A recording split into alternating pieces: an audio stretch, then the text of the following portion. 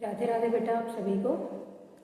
तो बेटा जैसे हमने लास्ट क्लास में कुछ रूल्स के बारे में डिस्कस किया था, उनके एग्जांपल्स के थ्रू हमने सीखा था कि कैसे और किसके अकॉर्डिंग वर्ब जो है वो किस तरीके से चेंज होती है। तो आज की क्लास हम उसी से कंटिन्यू करेंगे। तो ये कुछ रूल्स जो बचे हुए थे आज हम इनको डिस्कस करेंगे और इसके अकॉर्डिंगली कुछ एग्जाम्पल्स के थ्रू समझेंगे। तो देखिए, फर्स्ट है आपका some words like physics and mathematics etcetera. तो कुछ वर्ड्स आपने देखे होंगे, जैसे स्पेशली मैंने फिजिक्स और मैथमेटिक्स क्यों लिखा, बिकॉज ये वर्ड्स आप रूटीन में यूज करते हैं ना।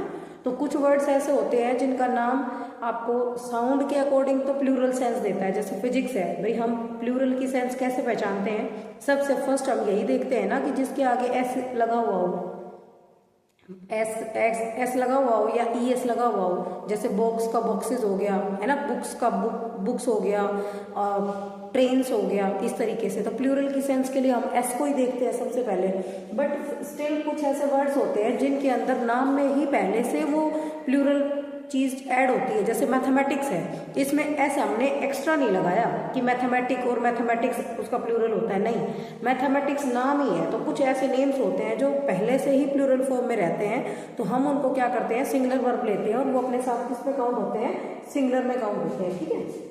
उसके बाद नेगेटिव सेंटेंस यूज होता है। तो क्या होता है, देखिए, जब भी नेगेटिव सेंटेंस आता है तो डू की फॉर्म यूज करते हैं हम, जैसे do not, does not, did not, इस तरीके से। तो नेगेटिव सेंस में डू की फॉर्म को हम यूज करते हैं और वो अकॉर्डिंग टू सब्जेक्ट जो है ना वो यूज होता है। भाई आपका सब्जेक्ट सिंगुलर है तो आप डज लगाएंगे, आपका सब्जेक्ट प्लूरल है तो आप डू लगाएंगे। और अगर पास्ट के सेंटेंस की बात हो रही है तो वहां पे हम क्या यूज करते हैं, सिंगुलर हो चाहे प्लूरल हो, हम डिड यूज करते हैं। उसके बाद है बेटा आपका इंटेरोगेटिव सेंटेंस।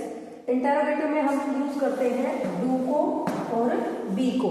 बी की फॉर्म आपको पता ही होगा कि बी एज अ वर्ब भी यूज होता है, और जब हेल्पिंग वर्ब बी से निकालते हैं तो is am are verbs verb आपके निकलते हैं वहां पे।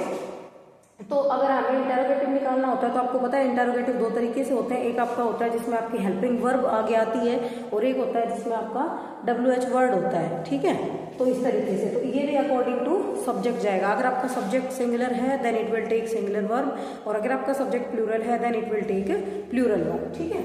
उसके बाद है अब्स्ट्रैक्ट नाउन हो या अनकाउंटेबल नाउन हो, तो वो भी क्या करेगा, सिंगुलर सब्जेक्ट में काउंट होगा और सिंगुलर वर्ब लेगा फिर वो। ठीक है। पीरियड ऑफ टाइम दे रखा हो, पीरियड ऑफ टाइम दे रखा हो, जैसे 1984 दे दिया ऐसा कुछ, या 7 ईयर्स दे दिया, तो अब 7 ईयर्स हो गए तो वो प्लूरल नहीं है, क्योंकि वो एक टाइम पीरियड दे रखा है ना, तो वो 7 ईयर्स किसमें काउंट होगा, सिंगुलर में काउंट होगा। डिस्टेंस दे रखी हो जैसे 78 किलोमीटर्स, तो अब किलोमीटर्स को देख के वहां पे प्लूरल मत कर देना, क्योंकि वो डिस्टेंस तो एक ही चीज है ना।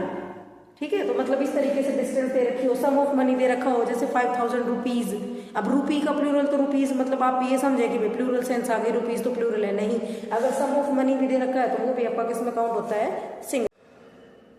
तो बेटा देखिए, अब ये कुछ एग्जांपल्स हैं आपके सामने स्क्रीन पे। ये जो सारे एग्जांपल्स हैं ये मैंने मिक्सअप जो हमने जितने भी रूल्स पढ़े हैं ना उनको इंक्लूड करके सारे लिखे हैं। तो देखिए, he doesn't know, doesn't want your help. तो ही यहाँ पे हमारा क्या है, सब्जेक्ट सिंगुलर। ठीक है।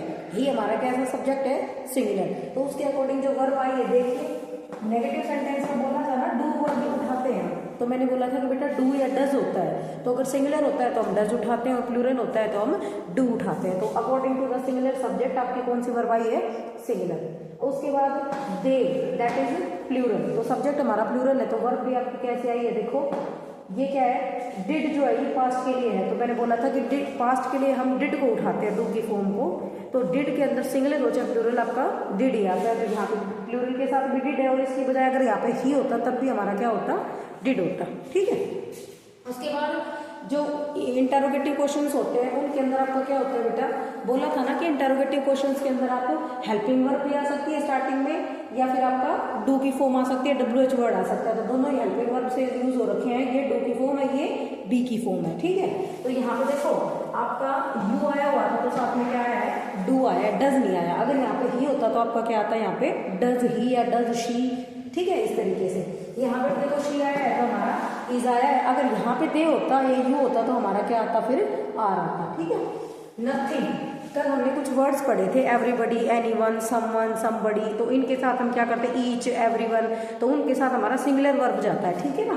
तो नथिंग के साथ फिट्स में देखो ये क्या आया हुआ है, V1 के साथ में एस या एस। तो ये सिंगुलर के साथ ही लगता है हमारा एस, ठीक है। ऑनेस्टी कौन सा है आपका? Abstract noun. क्या है बेटा ये आपका? अब्स्ट्रैक्ट नाउन, ठीक है ना, जिस चीज को हम टच नहीं कर सकते फील कर सकते, दैट इज अब्स्ट्रैक्ट नाउन। तो वो हमारा बोला था ना कि अब्स्ट्रैक्ट नाउन हो चाहे आपका अनकाउंटेबल नाउन हो, वो दोनों के दोनों कैसी वर्ब लेते हैं? सिंगुलर वर्ब लेते हैं। तो इस तरीके से हमारा यहाँ पे क्या आया हुआ है? इज आया हुआ है। After that furniture. अब देखिए फर्नीचर आपका क्या है? अनकाउंटेबल नाउन है। क्या है आपका?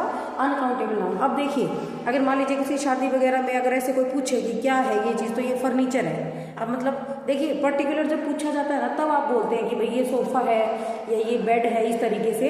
अदरवाइज उस कंप्लीट उसको, जैसे मान लीजिए किसी के वहाँ पे कोई सामान रखा है, सिर्फ सोफा रखा है या बेड रखा है, तो भी वो फर्नीचर है। सोफा है, बेड है, टेबल है, चेयर्स है, डिनर का जो डाइनिंग टेबल होता है वो भी है, दैट इज ऑल्सो फर्नीचर। मतलब फर्नीचर वर्ड में ये नहीं होता कि एक सिंपल एक ही चीज़ इंक्लूड होती है, तो वो डिपेंड करता है। तो सारा कंप्लीट जो होता है वो क्या होता है? फर्नीचर। वो काउंटेबल में नहीं लेते हम, ठीक है ना, उन सब के लिए एक वर्ड यूज करते हैं। तो अनकाउंटेबल के साथ जाता है आपका सिंगल उठाता है, ठीक है,